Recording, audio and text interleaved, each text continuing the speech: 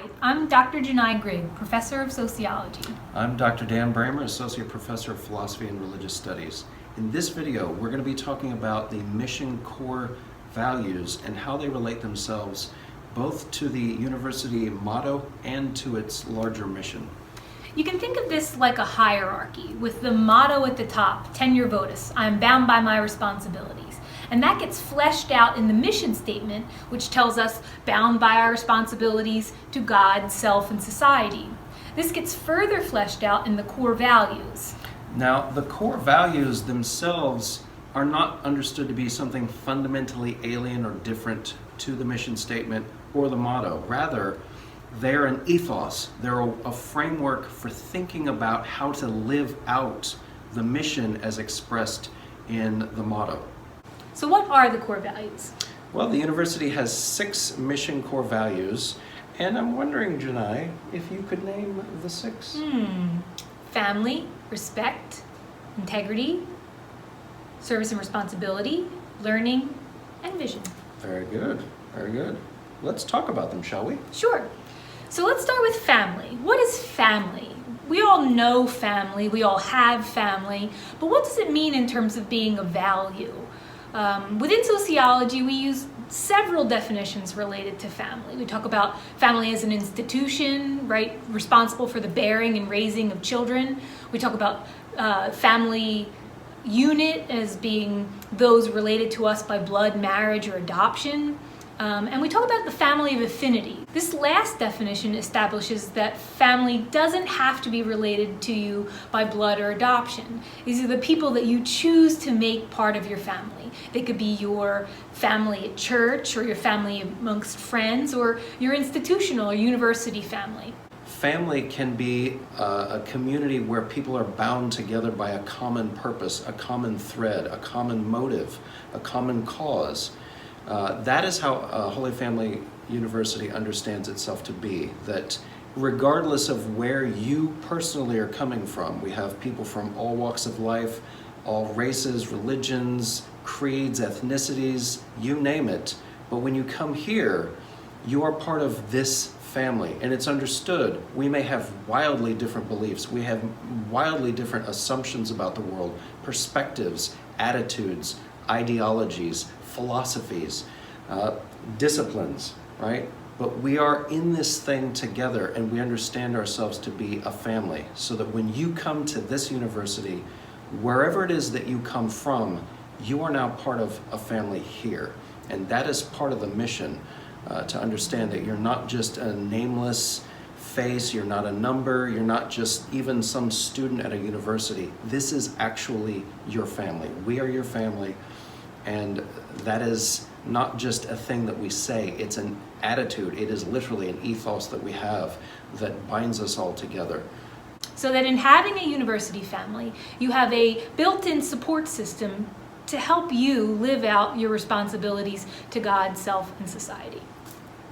The second mission core value is respect. Now, if we're thinking about the kind of family that we have here as being a conglomerate of a lot of different people coming together under a common theme, a common mission, at the very bedrock of that, there must be an underwriting current of respect. Respect is the foundation that allows us to come together, not simply to relate ourselves to ourselves and to one another, but to do so with an authenticity and dignity that honors the other person.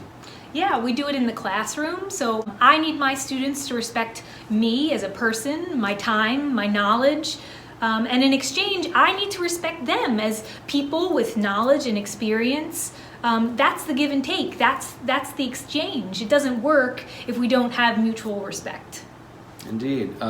And sort of touching on that classroom mentality, if I don't have respect for my students, I am not going to be willing to put myself in a position to learn from them, just as they are not going to be put in a position to learn from me if there's no mutual respect. And even in the classroom, you as students, as well as we as colleagues, are able to learn and listen to one another precisely because of that bedrock of respect. If I respect you, then it means I have an engagement with you. I'm interested in you, and I want to hear from you.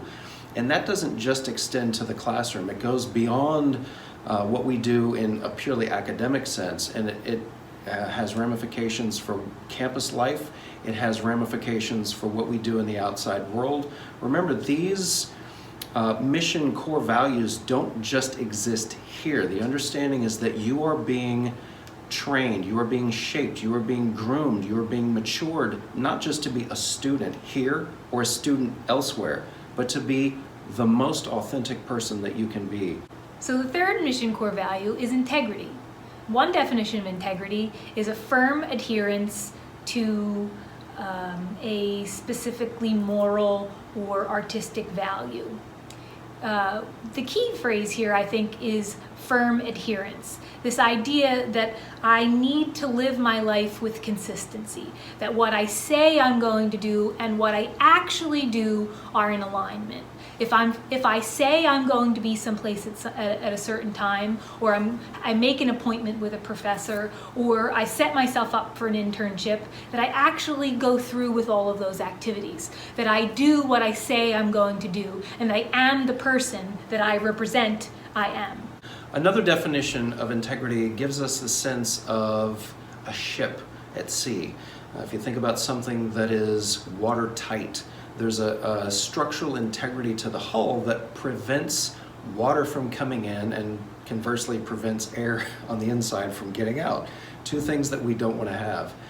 But there's a deeper sense to integrity, that it's not just the ability to be airtight, right? You can have structures that sort of stay up under their own weight, but they don't really have a good adherence to a right standard. Maybe a way to think about it would be an instrument that is tuned to itself, but is actually out of tune. You know, sometimes musicians will do this deliberately, tuning a step up or down, but sometimes an instrument will just get out. And if you don't have a good ear, if you don't have perfect pitch, if you don't have, a tuning instrument there to make sure that you're right, you might be deceived and be playing that instrument with the assumption that you're actually in tune when you're not. So there's a sense to integrity that is not just its own internal self-consistency, but that is actually tuned to an external objective standard. So if you think about this external objective standard as being the university, your own personal integrity lines up with the integrity of the university, which allows you to live out your responsibilities to God, self, and society. So this brings us to the mission core value of service and responsibility. Now, if it hasn't been clear so far in all of this unpacking, these core values and these ideas aren't just something that you hear, you tuck away, and then you move on with your life. And in the same way that the academy was always understood to be a preparation, right? The idea of commencement isn't I'm done with what I was doing, rather I'm beginning what it is that I'm doing. So the understanding with service and responsibility is that you're not just receiving this education so that you can continue to just get for yourself, to just be a consumer for the rest of your life, just taking in, doing well for you, and giving nothing back. Rather, the idea is that the only truly authentic way to be in the world is to live a life of service and responsibility toward others. Yes, and it's for exactly these reasons that service and responsibility are at the heart of the university's mission. I am bound by my responsibilities to God, self, and society. And it's intentional that as an academic institution, service is at the heart of our motto. It's the pairing of course content and academic knowledge with service that allows for us to better serve our community. This brings us to our fifth mission core value of learning. Now, if it hasn't occurred to you yet, this is an institution of higher education, and pretty sure we are interested in learning here. Now, we've been focusing a lot on the notion of responsibility. We talked about service and responsibility. And while that is an important telos, kind of an end to which we're moving, we do not want to forget the first piece. It's a foundation, namely the attitude of being willing to learn. Now, it might seem like a very straightforward thing, but in reality, learning poses a lot of difficulties, real challenges, in some cases, danger, right, to what we find comfortable. We're in this institution, people from all around the world, people from different walks are now forming this new family that you are a part of, and they're bringing ideas to the table that you've never heard. Ideas that are edgy, ideas that are wild, that are radical, in some cases that are very offensive. But the understanding is that you as a human being cannot fully grow if you don't actually learn. And that means in some cases, just like the body is subjected to hardships to make it stronger or faster, the mind itself has to be subjected to difficult ideas and concepts in order to enable it to grow. And so what we are doing here in this academy is not just teaching you stuff, but rather we're teaching you an attitude and a willingness to be open to new ideas. Again, it doesn't mean that you have to accept every idea that comes down the pike. It doesn't assume that all ideas are as good as every other idea. But what it does assume is that you're willing to sift, to think, to really listen to other kinds of ideas, not just shut off the scanning mechanism of reason because something doesn't strike you as being right. Something's not comfortable, so I won't let that idea in. You will never grow until you are willing to wade through those difficult contexts, those difficult ideas, and actually weigh the voices of other people who are sitting at the table of conversation with you. If you expect others to listen to your voice and hear your ideas, you have to have a willingness to be open to the same. And that is part of what we're doing.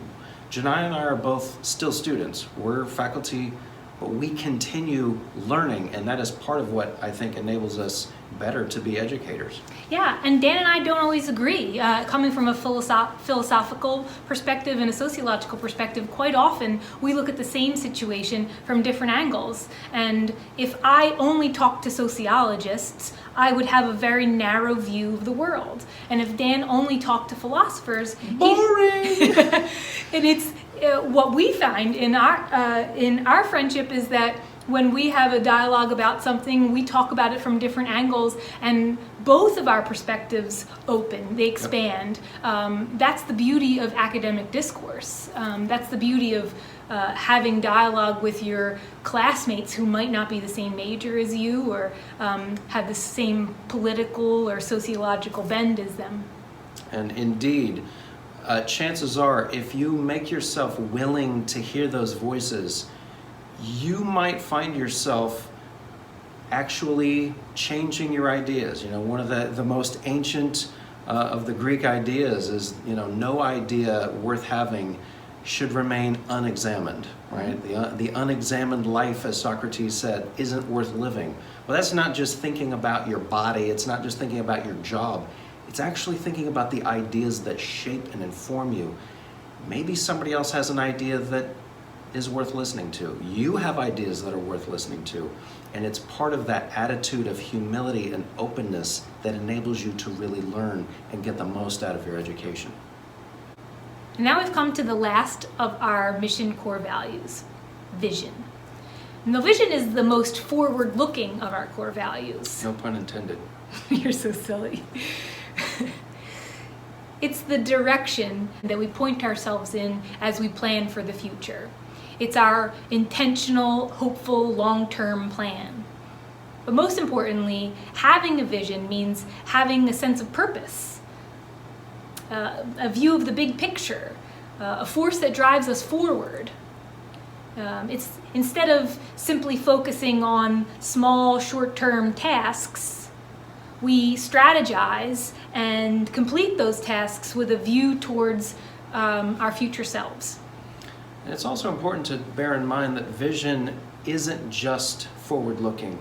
Yes, your life is moving in a particular direction, but I think sometimes people make the mistake of looking only forward, and they fail to take the full perspective, not just where they're going, and not just where they're at, but also where they've been. And maybe a helpful analogy would be a rowboat analogy. If you've ever been in a rowboat, right? You're rowing and you're going in a particular direction. You have a destination, but you're facing backwards. And so an old technique that mariners would use when rowing to ensure that they got safely to their destination would be to pick a particular object in the distance behind them. They're facing back, but because they understand what it is that they're looking at, where they're coming from, and they understand where they're at and where they're trying to go, they're able to actually navigate safely. So sometimes vision isn't just understanding where you're at in the here and now, and it's not just having a sense of where you're going, but it's having the full spectrum of where you've been as well, so that you can safely navigate your way through, not just the academy, but the rest of life. Hope these have been helpful for you.